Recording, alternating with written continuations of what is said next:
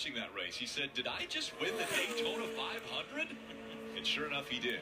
How about Dale Earnhardt Jr. early on in the green and going the right direction? We're going to see a lot of this with these Hendrick cars coming up. We've got 4 Hendrick cars coming, and you have Matt Kenseth. So we're going to see a lot of green in the next 4 or 5 cars.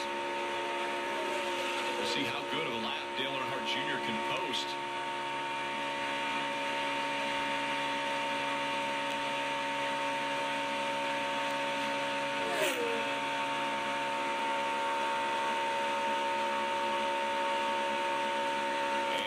Tri-oval. Still gaining. And Dale Earnhardt Jr. 49.575. Earnhardt Jr. and he now is quickest.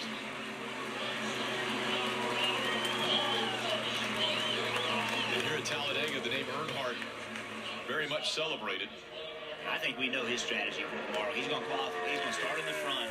I think he's going to try to stay in the front. He's going to try to lead as many laps as he can, force the tempo, try to get him single file, try to get him on top of the racetrack, running single file, leading the race. I think that's exactly what he's going to try to do. Yeah, we sat down this morning. We talked about it some. We're going to see at the interview tomorrow in the Countdown Green, the pre-race show, just about the situation he's in. The opportunity he has, the need to come here and win, to move forward, what this track means to him. We had a good long conversation about the chase in Talladega, so it was interesting. But you're right, he was very confident in how he wanted to run this race, and that was be at the front, control the pack, be the lead. And right now, though, he's going to have to somehow pass the 48, because at the lap the 48 is on, this looks like easily a pole run compared to the 88. Here's the problem, Junior. We gave you a really good race car, but your teammates have them too. So, you know, that's the problem. And once again, we saw sparks underneath the 48, so dragging just a little bit at these speeds, which, by the way, now at this provisional pole, Jimmy Johnson goes 49.467, 193.584 miles per hour. I know, Rick, I still have that 24 and the 5 circled here in the spring. That qualified 1-2, but not just that, the 24 dominated qualifying. They were on the pole by almost 0.3 of a second. Here in the first round, they were clear of their teammate by over 1/10 of a second. It's just going to be, or not quite a 10th, but close to a 10th of a second. It's going to be interesting to see. Matt Kenseth, though, had a great run in round 1. We'll see if he can bring the speed into round 2. Kenseth, he is tracking in the red now. Not able to post the same speed that Jimmy Johnson has been able to put up, but gaining on it a bit. See the 20 also bottom out. There's some sparks. Is that making time back, though, here? Coming into checkered. Close. Comes through the tri-oval. Will he be able to make up enough ground? Kenseth. And Kenseth's second quickest. 49.468 for Matt Kenseth.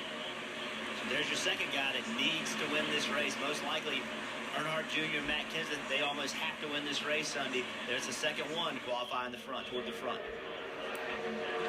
Still 2 to go. Casey Kane and Jeff Gordon, the 2 fastest in round 1. Can they back up their times? Now on the clock is Casey Kane. Starting off in the red compared to his teammate, Jimmy Johnson. You know, it's been no secret that Hendrick Motorsports has not had the summer they had hoped. They hadn't won races. While Dale Earnhardt Jr. has won twice, both of those were at restrictor plate tracks.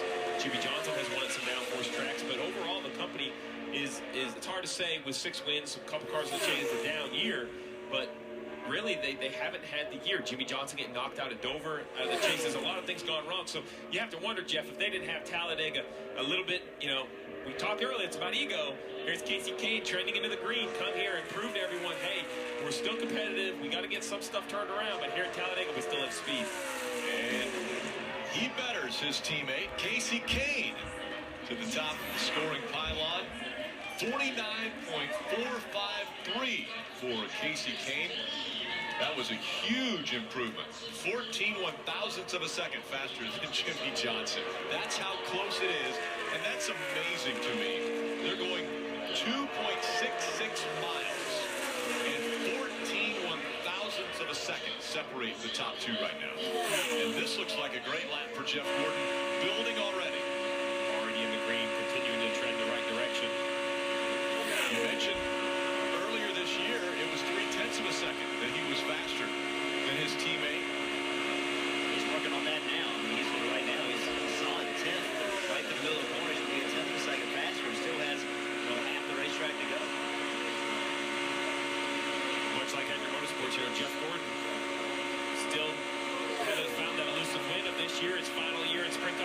question.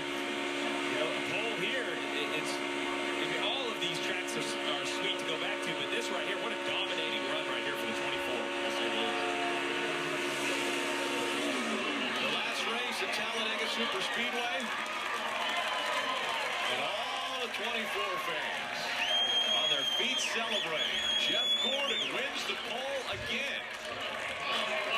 The only Superspeedway pole that Jeff Gordon didn't win in 2015 is rained out. Good job today.